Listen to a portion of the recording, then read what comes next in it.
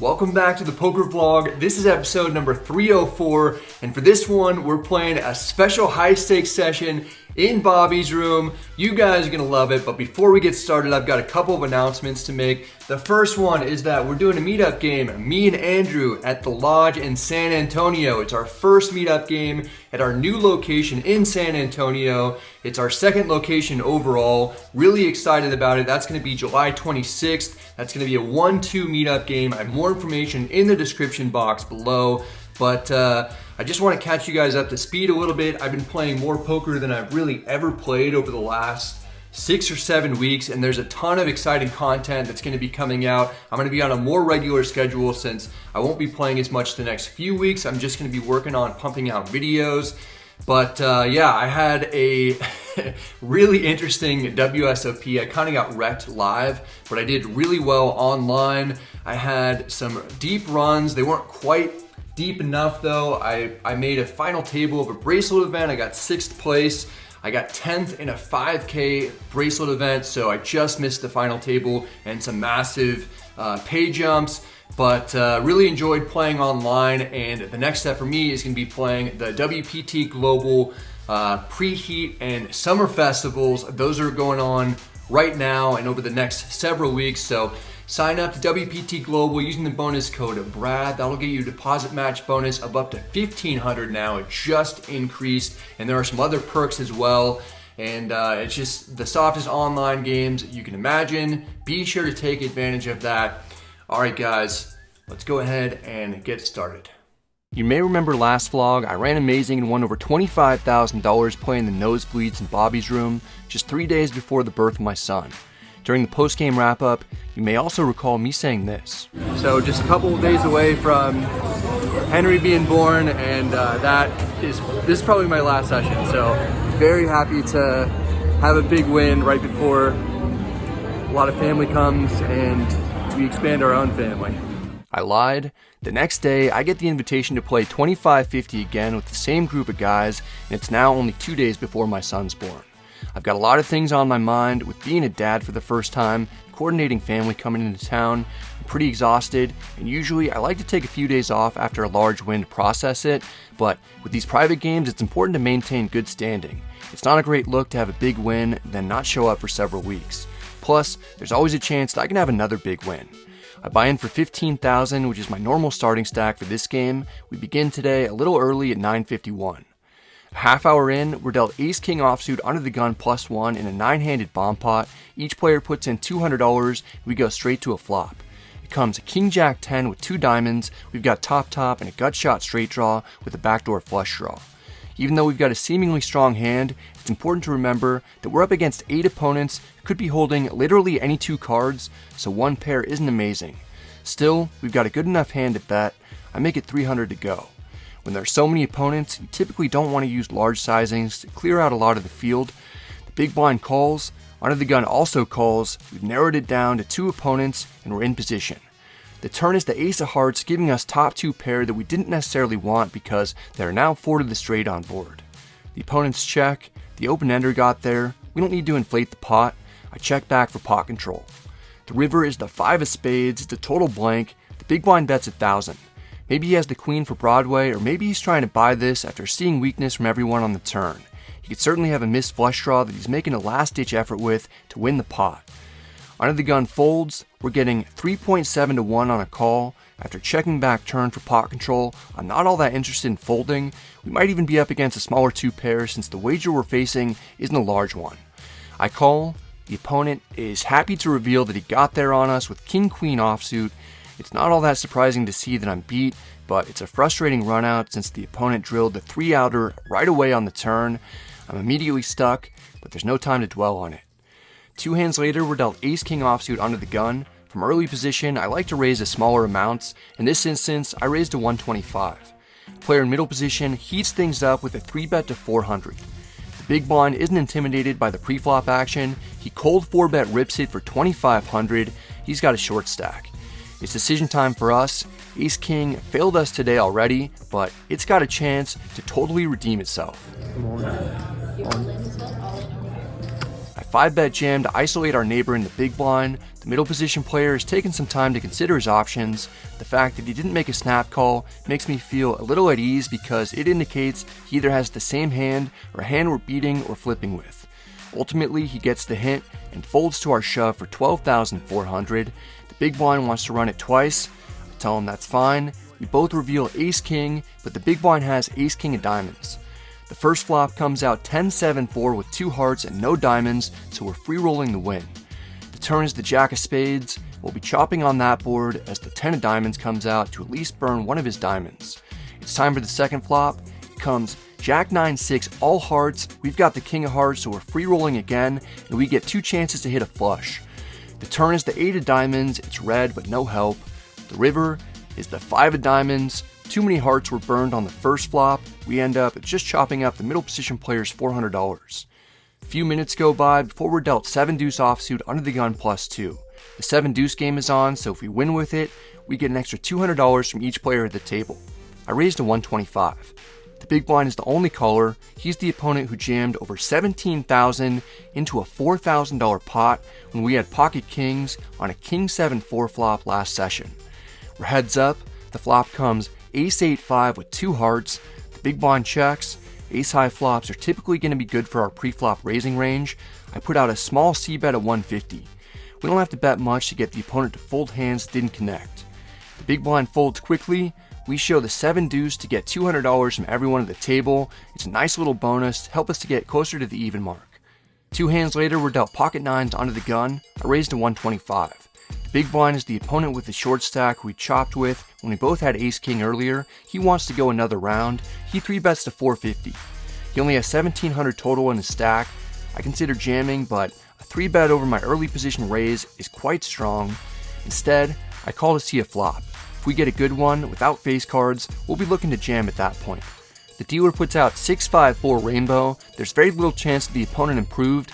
He makes a small bet of 250. With this sizing, my sense is that he has 2 high cards and he's hoping to win the pot right now with a small investment. We're not folding, and we don't want to allow the opponent an opportunity to hit an ace or king on future streets if that's what he's looking for. I jam for $12.50 effective to see if the opponent wants to play for all of it. It's only 1,000 more for him to call and see the run out, but the big blind folds right away. We get the victory. With this pot coming towards us, we're only down a very manageable $600. Profitville is within sight. Next, we look down at king deuce suited in the small blind. The button raises to 200. I've been paying attention and I've noticed that this particular opponent has gotten to showdown with some less than stellar starting hands. He's been playing a wider than recommended range, and from the button, he's going to be opening with an extremely wide range anyway. Ordinarily, I'd mostly fold a weak suited king in this game, but the button is the least experienced person here, so I go somewhat out of my way to target him with a 3-bet to 800. The button is okay going to battle. He calls for 600 more, which wasn't exactly what I wanted to see, but our hand at least has some playability with a high card, and it's suited. We're heads up out of position. The flop comes king 6-3 with 2 clubs. We've got top pair, but no kicker. Still, we should be best a lot of the time. I downbet to 400 to extract value from his medium to high pocket pairs between the king and the 6. No one likes folding to a quarter-sized bet. The button calls, although I don't get the sense that he has much. The turn is the 3 of hearts pairing the board. There won't be many 3s in the opponent's range, so it's not very worrisome. We're going for value again. I bet 1,000. The opponent is taking a little more time with this decision since it's a larger bet. He's still not in a hurry to abandon his hand though. He calls one more time. Maybe he's got a club draw, or maybe my read on the previous street was incorrect. He has a better king than us. The river is the 6 of hearts, double pairing the board. It isn't impossible for the button to have a 6. The flush draw missed, so the opponent probably won't be calling a bet of any size if he has missed clubs. It's also tough to get any more value out of medium pocket pairs that didn't improve. I check. The button checks back right away. We turn over our top pair. It's the best hand. We have to expose the fact that we 3-bet light, but it's a small concession in order to win a pot with several thousand in the middle. This win gets us all the way out of the hole. We're now up 500 on the day. In this one, we've got ace-jack offsuit on the button. I raised to 150. The small blind is the only caller. We're heads up in position. The flop comes king 8-5 with 2 clubs and a spade. Small blind checks. We can mostly check this back and sprinkle in some small betting. I take the more aggressive approach with the light wager of 100. The small blind isn't having it, he raises to 400. I studied a similar spot a while back with a high club in our hand, along with an over and a backdoor straight draw. We don't need to abort just yet while we're in position. I call for 300 more with plans to potentially bluff down the line if we need to. The turn is the 6 of clubs, giving us a fake flush. The small blind is worried that we got there. He checks. We have the green light to represent a big hand. I bet 1100. Our line looks pretty strong. It isn't strong enough though. The small blind calls. Part of me is concerned that he's slow playing the actual nuts. The river is the 7 of hearts, putting 4 to the straight on board.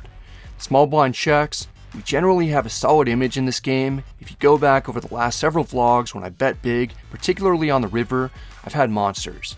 I know that this opponent knows that. I try to play into my table image by going with a large bet of 4,000. It's over a pot-sized bet. In episode 302, around the 21-minute mark, I actually overbet 1.5 times the size of the pot with trip 5s against this same player. He tank called and it got to showdown and we won. That session was just a few days prior to this one, so it might still be in the back of the opponent's mind. A lot of time has passed and it doesn't appear that the small blind is considering a raise. He's only thinking about whether to call or fold, so at least we're not up against the nuts. The opponent thinks for over 2 minutes before finally making the call. It's disappointing for multiple reasons, and I have some explaining to do. I took you through the hand as if I was perceiving it in my head because I thought we had a backdoor flush draw on the flop, but we didn't. The flop had 2 spades and a club. I thought our jack was the jack of spades. I would have folded on the flop to the check raise if I had known that I didn't have a spade in my hand. Also, the spot that I'd studied before that I thought applied to this situation was slightly different. If the flop was king queen 8 and we had the gutter to go along with the backdoor flush draw, then we could have correctly called the check raise on the flop with the jack high backdoor flush draw, or if we had the ace of spades without a gutter, we also could have correctly called. In this instance, we didn't have either of those things going for us. Oh, I thought I had a spade. Wow, that was a big blunder on my part. The opponent hero called with pocket 5s for a flop set that was downgraded multiple times. It would have been great if we got him to lay it down, but to his credit, he stuck in there when I made things as difficult as possible for him. I'm more upset with myself for the multiple mistakes I made. This is a real life example of exhaustion getting the best of me, causing me to lose an extra $5,500. It's embarrassing to have to share this hand, but it's part of poker, and similar things happen to everyone occasionally. Playing high stakes while filming and regularly writing down notes also makes it tougher to concentrate. Here we're dealt ace-4 suited in the hijack. It's always fun to get in the mix with a suited ace and give ourselves a chance to hit a flush or straight. I raised to 125. The small blind is an aggressive regular in the game. In the past, I've mostly gotten the better of him. I've caught him bluffing multiple times, but it never seemed to stop him from continuously trying. He 3-bets to 525. Sometimes I'll play small suited aces similar to pocket aces and I'll 4-bet, but we don't need to do that as much when we're in position. I call for 400 more to see a flop. We're heads up. The dealer puts out 855 rainbow. We don't connect too well. We've only got an over with some backdoor draws. Small blind bets 425. I expect him to do this with his entire range on this board after he 3-bets pre-flop. Even though our hand isn't especially strong, we're basically never supposed to fold. We're supposed to mostly call and mix in some occasional raises. I call to see the turn. The deuce of clubs comes out, giving us the wheel draw. The small blind isn't taking his foot off the gas though. He fires for 1,050. He's supposed to continue betting as a bluff with a lot of his king and queen high hands that we're beating. Because of that, we have a pure call at this stage. I match the bet. The pot is getting to be significant. It'd be amazing to drill a 3 right now. Instead, the 10 of hearts comes out. We end with just ace high. The small blind checks. I've seen him give up his bluffs on rivers frequently in the past. Just in case he has a better ace high hand, I bet 1,300. There really isn't much that I'd be bluffing with in this spot, and my sizing looks like I'm going for value, which will hopefully in turn induce a fold from the opponent. The small blind clearly doesn't like the spot that he's found himself in. He's just not willing to fold. He calls. We let him know that we only have ace high. It turns out the opponent was bluffing us pre-flop, on the flop, and on the turn. He just has a slightly better hand with 7 deuce. He happened to make bottom pair on the turn. Not only does he win everything in the middle, he wins an additional $200 from each player at the table, including me. This is a very annoying one to lose, coming about 10 minutes after the ace-jack blunder. I'm on the ropes, not happy about the last couple hands that I played. The other players at the table can sense my frustration as I go to my box and add on for 10,000 more. I come back to see a steam walk button placed in front of my stack. It's actually pretty funny and accurate. I like this group and everyone has a good sense of humor. Despite being annoyed mostly at myself, I try to remember the times that I've come back from big deficits before. At the moment, I'm in for 25,000 and I've got a little over 15,000 in front of me. It's still early in the day, so hopefully I can turn things around. Winning 25,000 in the previous session is helpful, but I don't want to give all that back just one day later. We're playing a 7-handed $200 bomb pot with 9-7 suited in the hijack. We go straight to a flop of 10-9-6 with 2 spades and a heart. We've got middle pair with a gutter and backdoor flush draw. Under the gun likes his hand. He bets 400. It's less than a third of the pot. We can definitely see one more card for that price. I call. It'd be nice to play this one heads up in position, but that's not what happens. The cutoff calls behind us. He's the opponent who beat me with a set of 5s earlier. 3 of us are seeing the turn. It's the deuce of hearts giving us a flush draw. Under the gun slows down and checks. We might have the best hand. If not, there are a ton of cards on the river that'll likely give us the winner. I bet 900 is a semi-bluff. Winning without resistance wouldn't be a bad result. The cutoff doesn't care. He calls. The under the gun player didn't check with intentions of folding. He calls as well. One or both of them might have a spade draw or maybe something like queen jack or jack 8 for the open ender. Under the gun probably would have continued betting on the turn with 2 pair or better, and the cutoff would have probably raised by now if he had 2 pair or better. The river is the 6 of diamonds, which pairs the board. Under the gun checks. I'm content to get to showdown with our pair of 9s since all the draws have now missed and we beat those. I check. The cutoff doesn't want to let everyone get to showdown for free. He bets 3,000. This line doesn't make much sense at all. He's repping trip 6s, but how does he get to the river with a 6 in his hand unless he has 2 spades to go with it? I've seen him play aggressively on rivers and bomb pots previously at a high frequency. This spot seems like a good time for him to bluff with a missed draw after seeing so much passivity in front of him. We have removal of straights and full house combos. I'm not buying that the cutoff really has a 6. Under the gun folds. I reach for a chip quickly to make the call. Our assessment of the situation is correct, just not in a good way. The only way the cutoff would have a 6 is if he also has a spade draw. He turns over 6-4 spades to river trips and take me to Value Town. Wow, missed it and made it.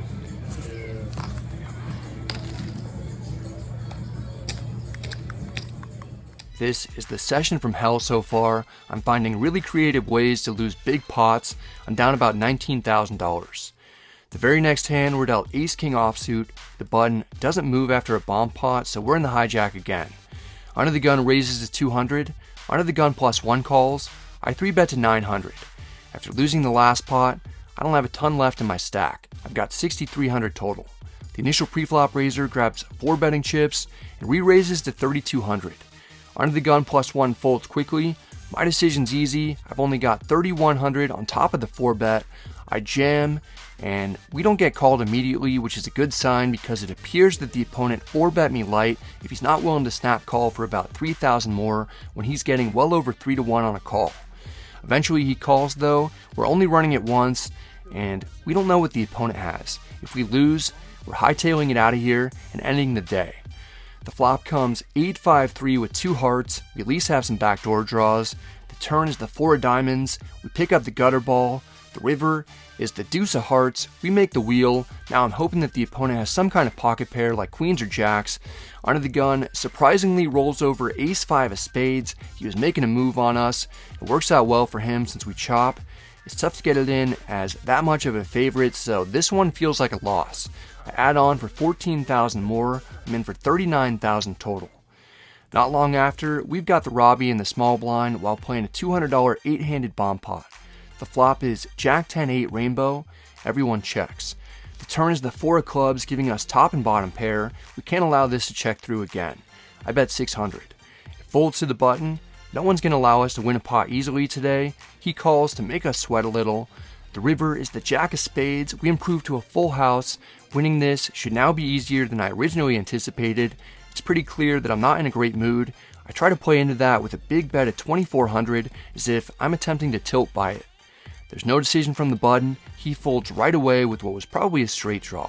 It's too bad that the opponent didn't have a hand that he could pay us off with, but seeing chips come in our direction is a welcome sight after everything that's happened already today. As bad as it's been, we're only stuck about what I bought in for, which is $15,000. It's a high stakes game and 5-figure losses happen every day. We can still recover several thousand, or maybe even book a win if we're able to string some pots together, or just win one big all-in. A few hands later, we've got Queen Jack suited in the hijack. It's a combo with a lot of potential. Under the gun raises to 200. We can split between 3-betting or calling. With my image not being very good at the moment, I prefer to only 3-bet with my really strong hands because it's more likely someone's going to think that I'm tilting and will play back at me like the initial pre-flop raiser did with Ace-5 suited earlier. While holding Queen Jack suited and with the dynamics at play, I call to give us a better chance of making it to the flop. We're heads up in position, the flop comes Ace-King 10 with 2 hearts, we flop the absolute nuts. Under the gun, likely connected, he flings 500 into the pot. I'm tempted to raise right now, but I don't want to scare the opponent off. If we can get a blank on the turn, we might be able to win a lot of money and possibly even double up. I just call to set the trap. The turn is the 10 of diamonds, pairing the board and downgrading us a ton. Under the gun checks. Sometimes he plays tricky. I don't want this pot to get out of hand. I check back for pot control and for deception. This player likes to bluff rivers at a high frequency once hands check through on the turn, so checking back gives the opponent an opportunity to try to steal it on the next street. The river is the 8 of diamonds, it's a nice blank for us. Under the gun reaches for chips. His favorite team is probably the Steelers because he grabs a black and yellow to bet 1100. We're at the top of our range. I'm not intimidated by the opponent's bet sizing. I put in a raise to 4,000 that should seem extremely suspect. I played passively on the flop and turn. Now, all of a sudden, when an innocuous 8 comes out, I'm raising big. The opponent doesn't like what he's seeing. Maybe he has a hand with some value, or maybe he's posturing because he's been caught bluffing the flop and the river. Ultimately, he folds. We haven't won any super big pots so far this session, but we're currently down less than a buy-in. Getting even isn't too far out of reach. Here we look down at King Jack suited in the small blind. Under the gun raises to 125. The cutoff is a buddy named Ping. He calls. When we're playing deep, we generally won't have a ton of 3-bet squeezes after an early position raise, but at a low frequency, we could re-raise with suited broadways, suited aces, and some smaller suited connectors, in addition to our premium hands. I 3-bet to 800. We have removal to strong hands like kings, jacks, and ace-king, plus we have playability post-flop. Under the gun calls. Ping never misses a party. He calls as well. We're going 3 ways to the flop out of position with a big pot brewing. The flop comes Jack 3 deuce with 2 clubs. We smash it with our top pair, good kicker, and flush draw. Under the gun shouldn't have sets of 3s or deuces in his range after opening from early position and calling a 3-bet. The cutoff could reasonably have all the sets in his range though.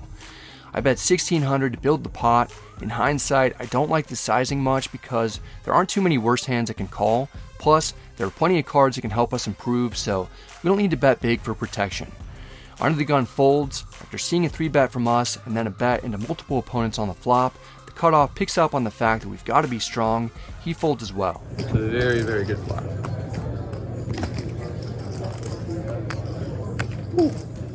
In high stakes games, I don't typically show my cards like I do in smaller stakes games because these opponents are more capable of properly utilizing any extra information, but when I take a low frequency line with certain hands, there isn't much opponents can do with that since I'm not 3-bet squeezing King Jack suited every time from the small blind. It's just one more thing that they have to worry about when they know it's in my back pocket.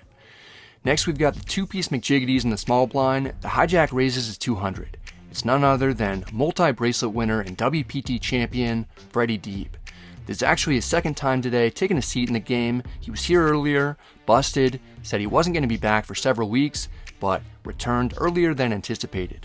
We're both looking to get unstuck. I 3-bet to 1,000. This is the first hand that Freddie was dealt after coming back, and there are going to be some fireworks. Freddie, did you get lost on your way out? Yeah, I couldn't fucking leave, man. I was thinking about you. I'm all in. I'm all in. You're all in? I'm all in. Alright, let's do it, man. Okay. All in and call. What do you want to do? I like to win it. Alright. We can do it twice if you like. Sure. Whatever you want. Let's go twice, sure. Okay, sure, boy. You have a pair? Yeah. Oh my god. We're in a $20,000 all-in pot, and we're running it twice. You guys know that running it twice hasn't helped me much in these big games. In fact, it's cost me $60,000 over the last few weeks. It's too bad that I didn't run it twice earlier against ace-5 suited, because that's the one time it likely would have helped out. Freddy isn't happy that we've got a pair, indicating that he probably has something like ace-king, which is good because if the flop comes queen 8-6 rainbow, our jacks could be best. I'm a little annoyed that we didn't just run it once. Well, at least until the turn comes. This one bigger than 10. No, I have one. Ace-king. You're good on that one. All-ins are not my friend right now. Half the pot is going the other way. We need to hold on the second board just to make sure that we don't double Freddy up. The second flop is 10-9-3 with 2 spades. It's safe for now. We know that the opponent doesn't have ace-king of spades because the king of spades is accounted for, so the flush draw on the board isn't worrisome. The turn is the 7 of hearts. We pick up an unnecessary straight draw. As long as the river is a queen or lower, we'll win the second run out. The dealer puts out the 6 of diamonds. We show our jiggities. We got it in as a slight favorite, but can't fade 2 overs on the first flop.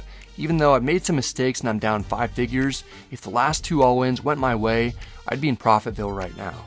At least running it twice finally benefits us. Later we're dealt ace-jack suited in the cutoff. The hijack is my buddy Ping. He raises to 150. He's already having a great session and is up quite a bit with 50,000 in front of him. Our hand is mostly a call with some occasional 3-betting. I call to see a flop in position. The big blind calls as well. We're going 3 ways to the flop. It comes queen 10-6 with 2 spades and a heart. We've got a gut shot straight draw with an over and backdoor flush draw. The big blind checks. The initial pre-flop raiser likes the flop enough to pump more money in. He bets 175. Calling is the most standard play in this situation, but I opt to raise to 600 in order to give ourselves a chance to win without improving. If we do get called, there are a lot of turns that can allow us to keep the pressure on. The big blind folds. I'd expect to get re-raised by sets and 2-pair combinations from the hijack. He just calls, so we can mostly rule out those types of holdings, although he could be trapping with top set. We're likely up against a draw of some sort, or one pair like king-queen, ace-queen, kings, or aces. The turn is the jack of diamonds. We improve, just not quite the way that we wanted. We've only got second pair. Also, ace-king is now the nuts. It's a combo that's in our opponent's range, but it's not in ours since we didn't 3-bet pre-flop. The hijack checks. Since our range is capped at non-nutted hands, I can't really bet this turn. We have some showdown value, even though our pair of jacks probably isn't good. I check back to ensure that we see a river. The dealer puts out the jack of clubs, giving us runner-runner trips. We're at least beating all flopped 1-pair hands that I put the opponent on, other than queen-jack. There aren't many combos of that remaining though, since a lot of those cards are accounted for. In any case, the opponent represents something that has us beat with a large overbet of 3,500. It's twice the size of the pot. It's a strange situation to be in. It really feels like we're up against ace-king. We didn't get re-raised on the flop that had a lot of draws out there, so it's tough to put the opponent on a flop set. We have key removal to full house combos. We also have some removal to Broadway as well though. I just think that if we call, we're going to be shown a straight a high percentage of the time. Without thinking much, my hand grabs chips, but they aren't calling chips. I put in a huge raise to 11,000 to represent a boat. As soon as the bet's out there, I'm wondering how it even happened. It's like my hand was operating independently in my brain. I've turned our holding that has plenty of showdown value into a bluff with hopes that I can get my opponent to fold a straight. Generally, you don't want to turn relatively strong hands into a bluff, but this might actually work out better than I originally thought. There's no snap decision from the opponent. I'm beginning to wonder if he has king-jack, and we might extract an extra 8,000 from him. This is sort of a rare instance in which I expect him to fold better hands like a straight because he won't be able to account for some jacks and queens that I'm representing. He might be more willing to call with king-jack, which we beat because he can account for a jack to block full houses, and he'd have removal to a straight also. There's a big river raise that I've made after checking back the turn. I actually did take a somewhat similar line on a paired board for value with Broadway earlier when I checked back turn and raised on the river holding queen-jack of diamonds. My biggest concern in this hand is that the opponent might have just called my raise on the flop with top set, but now that he's taken his time, it doesn't appear to me like he's considering re-raising, so he almost definitely doesn't have queens full. He's debating whether to call or fold. I still think that he most likely has ace-king, so I'd prefer a fold, but there's a slight possibility that we're best. Almost a minute and a half goes by before the opponent makes his decision. He calls. Probably good at trips. Yeah. Nice one. The opponent had a tough decision with pocket sixes. He flopped bottom set and rivered the lowest full house, so he kind of only had a bluff catcher. I hate the way that I played this hand. Raising on the flop isn't great, a call is preferable. Then after I check the turn, it's tough for me to represent full houses on the river because I still might have continued betting sets or two pair on the turn some of the time. I actually didn't think that the opponent would have pocket sixes in his range, but he trapped me good. It makes sense for him to not re-raise on the flop since we were playing incredibly deep. It only took about 10 seconds for me to raise on the river. As I explained earlier, it was almost a reflex play that I made without thinking because I felt like in the moment the only way that I could win would be to bluff. That assessment was correct, but I forced it and I didn't have to. It ends up costing me an extra $11,000. I add on for $6,000 more to be in for $45,000 total. I get a couple thousand back in relatively insignificant hands before racking up.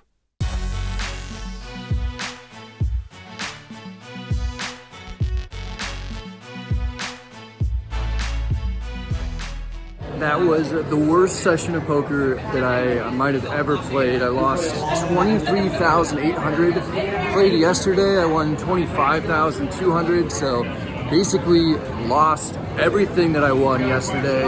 Went from having my biggest win at Bellagio yesterday to my biggest loss at Bellagio today. And I just shouldn't have played. Like after big wins, it's just good to kind of take a day to decompress, but I was invited for the game, and anytime they invite me, I kind of want to show up. And kind of in some ways, especially after a big win. And I was just exhausted. I woke up this morning at 6, worked on a video for 3 hours just because I couldn't sleep and needed to get a bunch of stuff done. And so I was kind of like already tired before I sat down to play. I misread my hand. It cost me like $5,600 or something, somewhere around there. And then I bluffed off 11,000 in a spot. Just fucking stupid, man. So really just not happy with myself. That one's on me. Probably could have broken even or lost very little. But instead I turned it into a huge loss. And just frustrated with every mistake I made. I was like more frustrated with myself, which wasn't leading to me playing any better, unfortunately. And just wasn't really in a ton of great spots to get value. And I didn't really win that many big pots. So just mad at myself. While my last poker session didn't go as well as I'd hoped, it's easy to quickly forget those results when I get to now experience so many firsts, including the first few seconds of my son Henry's life, the first time he wrapped his tiny fingers around mine, the first time my family got to see him, he's adorable. the first time he got to meet his big sisters, He's so cute. I think he does look like that. He does look like that. the first time he got to go to a professional sporting event, the first time I was able to make him giggle, and his first time going to the World Series of Poker. One thing I'm not looking forward to is the first time he check raises me, he's going to be grounded. That's it for this one, guys. I hope you enjoyed it. If you did, I'd appreciate it if you hit the like and subscribe buttons. It helps out the channel a ton. If you have any questions or comments, feel free to let me know in the comment section. I'm happy to get back to you. This has been fun for me to just get back to editing after playing so much poker over the last several weeks.